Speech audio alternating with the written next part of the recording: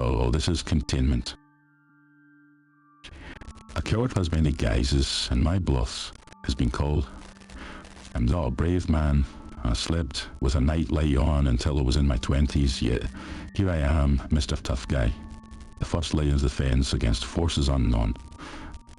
The forces that were unknown until we went poking around in the dark looking for them.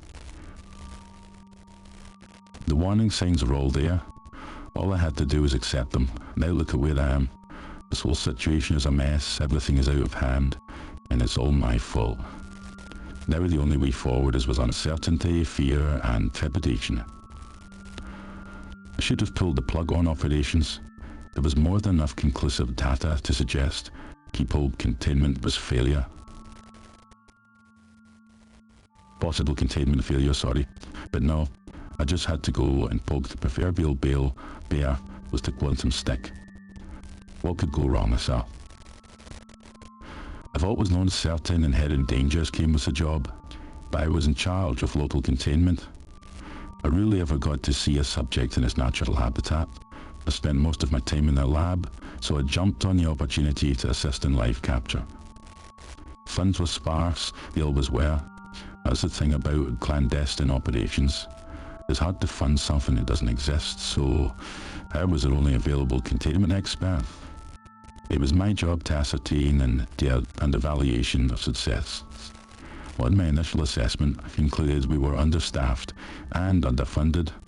But I purposefully overlooked some minor details and issued a passing score.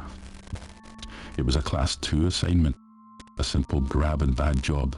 Myself, Agent Calzares, and the youngest rookie I've ever met, Agent Thompson, pulled up in a work van dressed in gas company uniforms.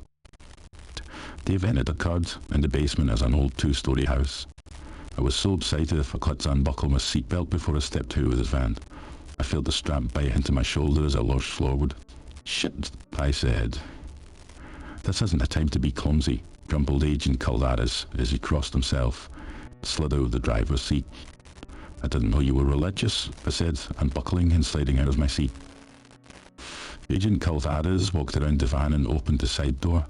"Only on the job," he responded. The rookie hopped out of the back and scanned the surrounding darkness. "Wait till the backup arrive?" he asked. "You're looking at it," Agent Calzares grunted. "Why would we need a backup for a Class 2? I asked. "I thought Class 2s were easy." "There's nothing easy about what we do, kid," said Agent Calzares as he strolled up the sidewalk to the house, pausing to open the gate. "After you," he said, wading me through the opening. For the first time since I had accepted the assignment, I was rethinking my initial excitement. In my job, I find a subject's weaknesses and teach others how to exploit them. Somehow I'd forgotten how much damage these cells can do, the extent of which I've yet to see for myself.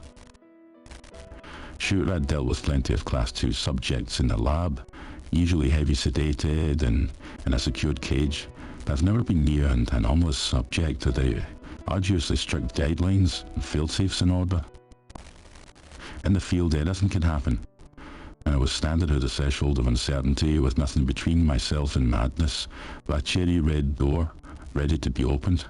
Like a new chapter in life, eager to raise itself into existence, it beckoned me, hurling me towards the darker depths of truth. The Agent Calzares turned the knob and pushed the door open. There was no turning back.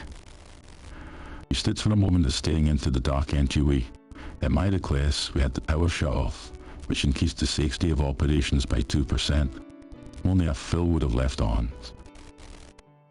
It was weird how normal it looked, just a house, clean and orderly, with a fresh paint scent emanating from within. As we stepped across the threshold, my hair stood on end, and a tingling sensation crawled across my skin, sending a shiver down my spine. "Bet you've never felt that before, have you, Doc?" Agent Thompson grinned, leading the way to the back of the house. "I never get used to it," Agent Calzares said, as he removes a stun gun from under his jacket. "Temporal displacement," I said. "Tempora dis what now?" asked Agent Thompson, removing a small device from his pocket. "It's what's responsible for the goose temples, if you will," I responded. "As soon as we get finished here, I'll write a book about it," said Agent Thompson. Sure thing, Shakespeare, I said. You getting smart with me, dog? Asked Agent Thompson, turned to face me, his eyes narrowing to two beady slits. I hadn't realised how imposing he was. He had a grizzled masculinity that until that moment I hadn't noticed it. For that matter, I'd never even heard of the guy before we left Stark. I didn't mean anything by it, I said. I'm sure you didn't, he responded, clapping me on the shoulder. We'd made our way through the house to the kitchen. To the back of the room was the door to the basement. I could hear her pulse beating in my ears, my resolve melting away more and more with every step. Depending on what species subject came through the anomaly, it may be able to hear my racing heart. Perhaps it can sense our pheromones and knows we're closing in for the capture. Calm down, Doc, it's only a class 2, right? Joked Agent Calvaris as he readied himself to open the door. He crossed himself once more and turned the knob to another unknown destination. The door pulled open into the kitchen, exposing a flight of stairs that plunged into the darkness below. The rookie pulled a flashlight from his belt, he turned it on, covering it with his fingers to dim the light. As the rookie passed his light over me, he paused. Where's the fucking cage? He asked. Agent Calvaris turned in front of the stairs to face me. What kind of containment expert are you? He snapped at me. I forgot it, else I've never been in the field before, I stammered. There was a sound from the basement, an icy whistle rose from the darkness. I heard the stairs creaking before Agent Thompson could get his flashlight fixed on the sound. A lightning fast streak lunged up the stairs that struck Agent Calvaris in the chest. Agent Calvaris flew across the kitchen, slamming into the stove. He clutched at the feature, managing to throw off into the pots and pans hanging above his head.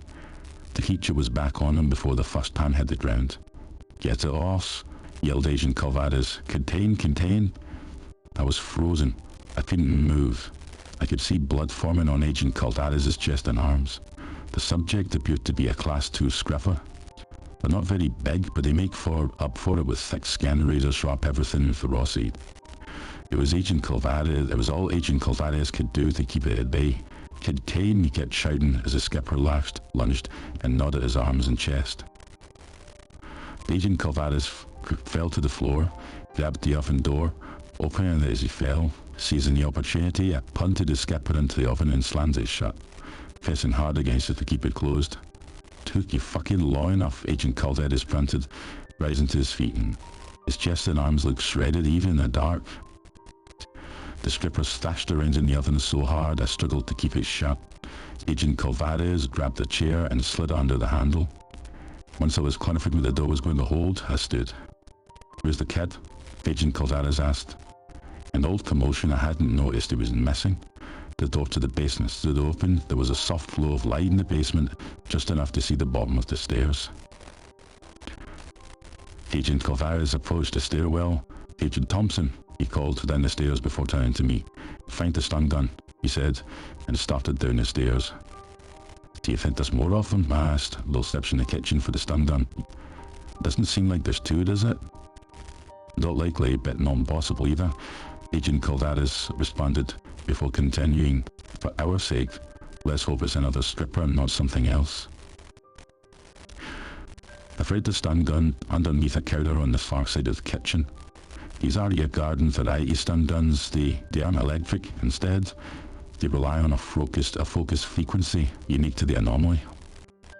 For some reason, electricity seems to feed most anomalous beings. Imagine your favorite zoo animal all hopped up on methamphetamines, and then teach you how to use a gun. It would still be less dangerous. I clutched my gun in my hand. I felt ridiculous holding it. It wasn't part of my training. I wasn't even authorized to use it. Nevertheless, I went to the stairs in time to see Agent Calvaris turn the corner into the basement, and I started my descent. When I reached the landing, Agent Calvaris stood in the middle of the basement, holding the rookie's flashlight. I stopped in my tracks as I saw what he was looking at. Agent Thompson stood in front of an open anomaly. I'd never seen one before. It was as if somewhere unzipped the tent flap to another world. He turned to look at us, and even as he did, his face morphed and contorted in countless shapes, his grin ever present among them. I raised the gun at what was once Agent Thompson. He raised his arms at his sides and started to levitate. He was at least a foot off the ground. "What are you doing, shit?" Agent Cultitis shouted. The imposter before us started to laugh, his face an ever-changing convoluted mess. The basement shook, and for all I knew, the whole world was quaking. I felt defenseless. I couldn't think, let alone move. A shadow loomed beyond the other side of the anomaly, and a voice spoke from somewhere amongst the ever-changing proportions of Agent Thompson's face. "You shall live for now, for it was you, amongst my enemies, foolish enough to release me." Before I could pull the trigger, a giant tentacle tore through the anomaly and pulled whatever it was through. There was a sickening pop as the anomaly seemed to implode upon itself, folding smaller and smaller until it was nothing but myself and Agent Cultitis in the basement. "You did not see that often," Agent Cultitis said, turning to the stairs. "That's it?" I practically screamed. "That's your takeaway?" "Yeah, I did my job. Your anomaly's closed," said Agent Cultitis, shrugging as he climbed the stairs. "We have to at least talk about what we just saw," I snapped, following up the stairs. "I believe you have a job to finish," Agent Cultitis said as he stepped into the kitchen, motioning to the oven. The door to the oven stood open. The chair that held it shut was in splinters, and I heard a familiar whistle from somewhere in the house. "I'll be in the van," Agent Cultitis snuck, as he made his way towards the front of the house. "What? You can't leave me alone here with that thing," fumed. "Can't be serious." "You said it yourself, Doc. It's only a class 2. How serious can it get?" Yeah, I enjoyed that one a little bit more than the others, that's for sure. That one was called Containment.